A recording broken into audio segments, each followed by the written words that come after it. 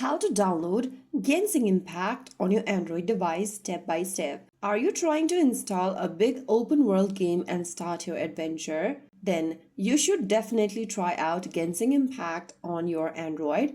The process is easy, but you need a good device and a storage. Just make sure you have a high-end device and then go open up your Play Store on your Android. Go to the bottom center of your Play Store and tap on the search icon.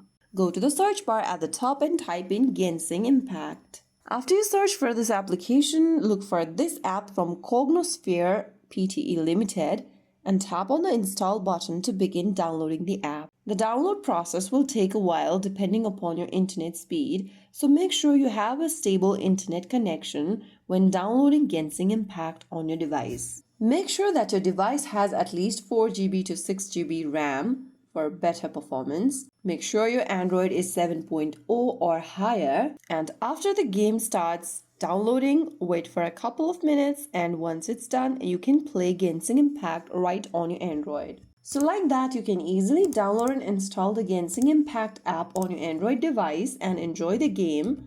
If you found the video helpful, don't forget to like, share, and subscribe to our channel. I will see you again in the next video. Thank you for watching.